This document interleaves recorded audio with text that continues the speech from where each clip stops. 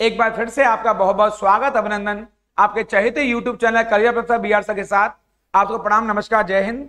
आप सभी लोग दोनों हाथ जोड़कर अपनी मां के चरणों में प्रणाम करेंगे।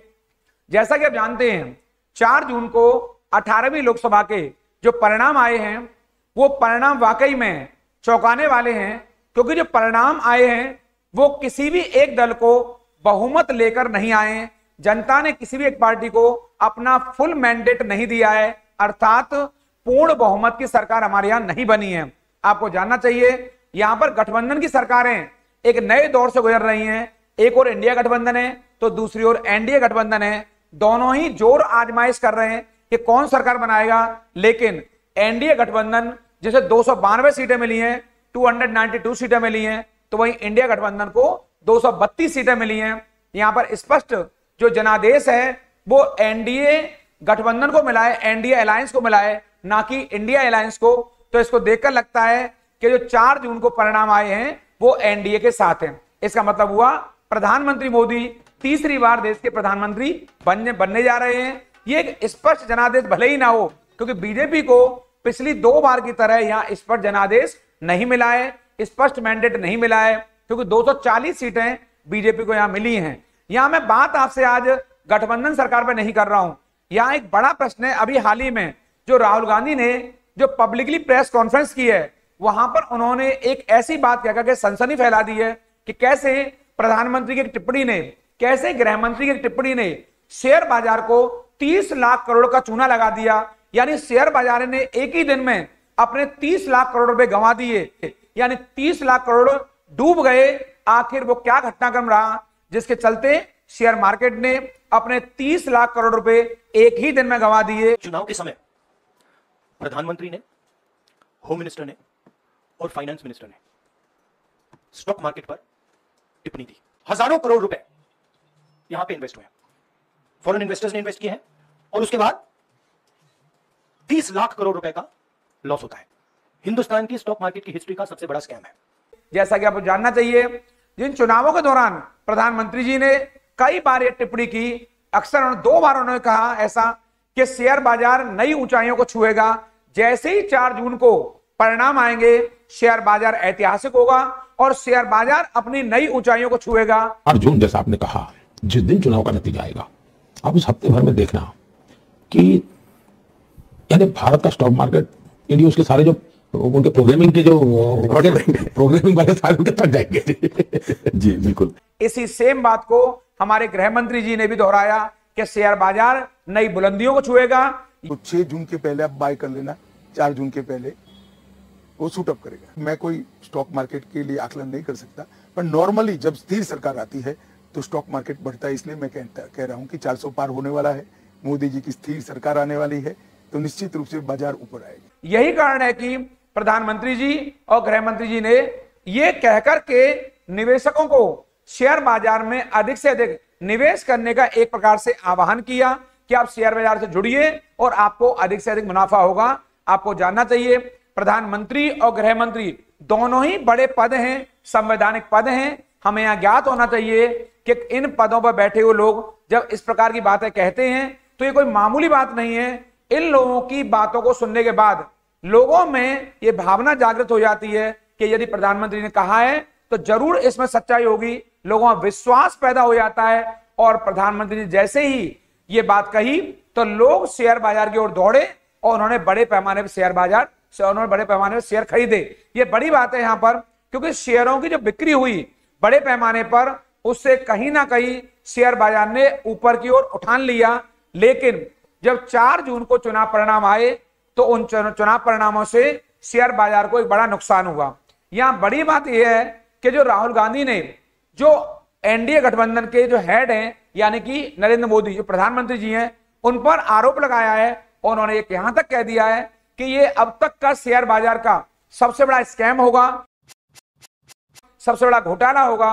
उन्होंने यहां तक कह दिया कि इसके लिए एक जेपीसी बननी चाहिए। मैं बताऊंगा आपको, जेपीसी का मतलब ही होता है ज्वाइंट पार्लियामेंट्री कमेटी, यानी संसद की जो संयुक्त समिति होती है, जेपीसी होती है। वो जेपीसी इस मामले की जांच करे, क्योंकि राहुल गांधी ने सीधा प्रधानमंत्री पर, सीधा गृह मंत्री पर यह आरोप लगाया है। उनका, राहुल गांधी का कहना है कि क्या प्रधानमंत्री जी को ये 5 करोड़ परिवारों को विशेष निवेश करने की क्या सलाह देनी चाहिए थी, क्योंकि 5 करोड़ परिवारों ने लगभग शेयर खरीदे। मैं तो चाहता हूं हर नागरिक के मन में थोड़ी रिस्क टेकिंग कैपेसिटी बढ़नी चाहिए। एब्सोल्युटली, ये बहुत जरूरी होता है। क्या प्रधानमंत्री जी को लोगों को यह कहना चाहिए कि आप शेयर बाजार में जाइए, वहां तेजी आने वाली है, आप उन शेयरों खरीदिए। और यहां पर यह भी आरोप लगाया कि दोनों साक्षात्कार उन्होंने एक ही मीडिया समूह को क्यों दिए। उन्होंने यह भी कहा जिसका स्वामित्व एक ही कारोबारी समूह के पास है, अर्थात उन्होंने जो जिस मीडिया को जहां प्रधानमंत्री जी ने इंटरव्यू दिया है वो एक कारोबारी अर्थात एक बिजनेसमैन के हाथों में है। क्या यहां पर कोई मिली भगत है? राहुल गांधी ने यह भी आरोप लगाया, जिस पर शेयर बाजार में पहले से ही हेरा फेरी का बड़ा आरोप है, यानी जो मीडिया कारोबारी है उन पर पहले से आरोप चल रहा है और सेबी पहले से ही उस कारोबारी की जांच कर रही है, क्योंकि वो मीडिया समूह बहुत बड़ा मीडिया समूह है। तो यहां कहीं ना कहीं ये राहुल गांधी ने जो आरोप लगाया है, राहुल गांधी ने जो कहा है कि प्रधानमंत्री को जो संवैधानिक पद पर है, गृह मंत्री जो संवैधानिक पद पर है, क्या उन्हें इस तरह से शेयर मार्केट पर इस तरह से कोई टिप्पणी करनी चाहिए? क्योंकि प्रधानमंत्री एक बड़ा कार्यालय होता है, प्रधानमंत्री अपने आप में देश के प्रमुख होते हैं और सारी एजेंसी, चाहे शेयर मार्केट हो, चाहे सीबीआई हो या ईडी हो या जितनी भी हमारी संस्थाएं हैं, चाहे आरबीआई हो, ये सभी प्रधानमंत्री के अंडर में गृह मंत्री के अधिकार में कार्य करती हैं। अगर प्रधानमंत्री हमारे जो संवैधानिक पद पर बैठे हुए सर्वोच्च पद पर आसीन है, यदि चुनाव के परिणाम के आने से पहले इस प्रकार का कमेंट करते हैं, इस प्रकार की टिप्पणी करते हैं, तो इससे कहीं ना कहीं लोगों में विश्वास बहाली होती है, उनके अंदर भावना पैदा होती है यदि हमारा प्रधानमंत्री कह रहा है या गृह मंत्री कह रहा है तो इसमें कोई ना कोई सच्चाई जरूर होगी। तो आपको जानना चाहिए। ठीक इसके उलट हुआ जब शेयर लोगों ने खरीद लिए, लगभग 5 करोड़ परिवारों ने इन शेयरों की खरीद बिक्री की, तो यहां राहुल गांधी ने आरोप लगाया कि क्या प्रधानमंत्री या गृह मंत्री या सरकार का कुछ कारोबारियों से, कुछ बड़े बड़े उद्योगपतियों से क्या एक बड़ी साठगांठ है? क्या रातों रात उनके शेयर प्रधानमंत्री ने बिचवा दिए और आम लोगों को इससे नुकसान हुआ? क्योंकि 4 जून को जो परिणाम आए वो 400 पार के नहीं आए, वो 370 के पार नहीं आए, क्योंकि एक किसी भी पार्टी को यहां मैंडेट जनता ने नहीं दिया है, किसी पार्टी को बहुमत नहीं दिया है। ये अपने आप में विचार करने वाली बात है। राहुल गांधी ने यह भी कहा कि इस पूरे घटनाक्रम की जेपीसी द्वारा जांच की जानी चाहिए। आने वाले समय में ये हमें देखने को मिलेगा कि जेपीसी का मुद्दा कितना बड़ा बनने वाला है, कितना खास होने वाला है। क्या सरकार इस शेयर बाजार के मामले पर जेपीसी बनाएगी? अभी मैंने कहा जेपीसी का मतलब ही होता है ज्वाइंट पार्लियामेंट्री कमेटी, यानी संसद की संयुक्त समिति। उसमें होती है, उसमें पक्ष और विपक्ष दोनों के लोग होते हैं, अर्थात रूलर पार्टी और अपोजिट पार्टी दोनों होती हैं, और वो जांच करती है कि वाकई में क्या प्रधानमंत्री और गृह मंत्री की टिप्पणी के चलते क्या वाकई में शेयर बाजार को नुकसान हुआ है। यदि हुआ है तो नैतिक आधार पर उन्हें पद पर बने रहना नहीं चाहिए, क्योंकि इससे देश को बड़ा नुकसान हुआ है। क्योंकि शेयर बाजार ने एक ही दिन में 30 लाख करोड़ रुपए गंवा दिए, या मैं कहूं शेयर बाजार ने एक ही दिन में 30 लाख करोड़ रुपए उनके डूब गए और शेयर बाजार को 30 लाख करोड़ का चूना लग गया यहां पर आपके। तो वाकई में इसकी जांच होनी चाहिए।